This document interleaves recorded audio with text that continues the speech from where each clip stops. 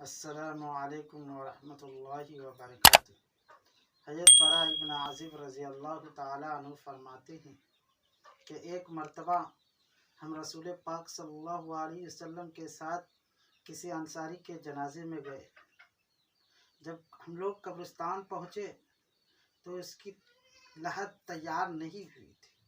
आप सल्लल्लाहु अलैहि वसल्लम कब्रिस्तान में बैठ गए। हम लोग भी आपके आसपास आपके इर्द गिर्द में बैठ गए। आपके हाथ में, आपके दस्ते मुबारक में एक लकड़ी थी। आप सल्लल्लाहु अलैहि वसल्लम उस लकड़ी के ज़रिए ज़मीन को कुरेदने लगे। ऐसा महसूस हो रहा था कि कोई गमगीन शख्स अपने हाथ में लकड़ी लिए हुए ज़मीन को कुरेद रहा है। मेरे भाइयों, थोड़ी ही देर के बाद आप सल्लल्लाहु अलैहि वसल्लम ने फरमाया कि कब्र के आज़ाब से पनाह चाहो, कब्र के आज़ाब से पनाह चाहो। 2-3 मरतबा आप सल्लल्लाहु अलैहि वसल्लम ने इसी तरह फरमाया। फिर फरमाया कि बिलाशुबा जब मोमिन बंदे की मौत आती है और उसकी रूह परवास करने को होती है, जब दुनिया से वह आखिरत की तरफ जाने को होता है, तो अल्लाह तबारक व तआला आसमान से फरिश्ते को भेजता है और उस मैयत की नज़र जहाँ तक पहुँचती है, उस मुर्दा की निगाह जहाँ तक पहुँचती है, वहाँ तक फरिश्ते बैठ जाते हैं और उस फरिश्ते के पास जन्नती लिबास और खुशबू होती है।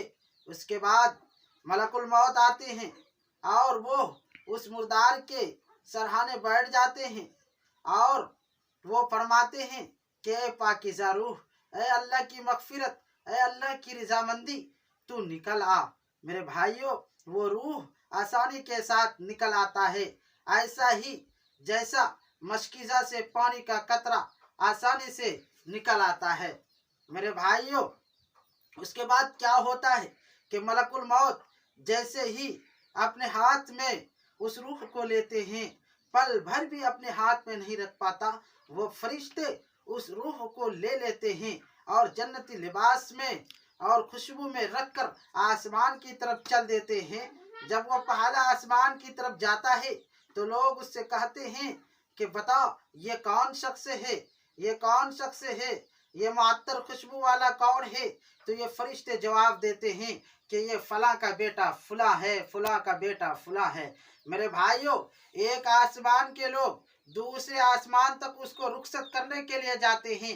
जब ये शख्स, फरिश्ते इस शख्स को लेकर 7वें आसमान पर पहुंचते हैं तो अल्लाह तबारक व ताला कहते हैं कि देखो, इसको इल्लियीन में रख दो और इसको वापस ज़मीन पर ले जाओ, क्योंकि मैंने इस शख्स को ज़मीन ही से पैदा किया है और इसको मैं ज़मीन ही में लौटाऊंगा और मैं फिर इसको ज़मीन ही से निकालूंगा। मेरे भाइयों, फरिश्ते उसको इल्लिगीन में रखकर जमीन पर ले आते हैं, उसको रूह वापस कर देते हैं। उसके बाद उसके पास 2 फरिश्ते आते हैं, उसको उठाकर बैठाते हैं और उससे सवाल करते हैं कि बताओ तुम्हारा रब कौन है? वो जवाब देता है मेरा रब अल्लाह है।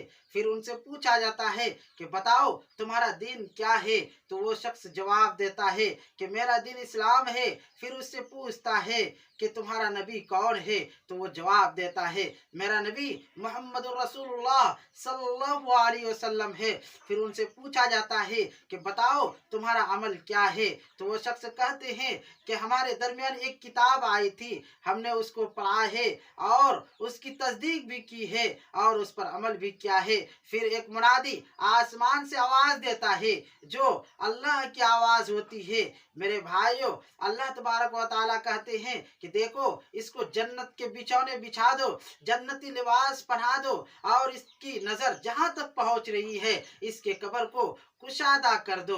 मेरे भाइयों, उसको जन्नती लिबास पहनाया जाता है, जन्नत की खुशबू को उसके ऊपर छिड़का जाता है और उसकी कब्र को कुशादा कर दिया जाता है और उसके बाद वो आराम के साथ उस कब्र में रहने लगता है। उसके बाद क्या होता है कि उसके पास एक हसीन व जमील लड़का आता है, बेहतरीन लिबास वाला, बेहतरीन चेहरा वाला खूबसूरत लड़का आता है और वो कहता है کہ وہ شخص اس لڑکے سے کہتا ہے کہ بتاؤ تم کون ہو، تو وہ لڑکا جواب دیتا ہے کہ دیکھو میں تمہارا نامہ اعمال ہوں، جس چیز کا تم سے وعدہ کیا گیا تھا وہ چیز آج تم کو مل گیا۔ تو وہ شخص کہتے ہیں کہ بار الہ قیامت قائم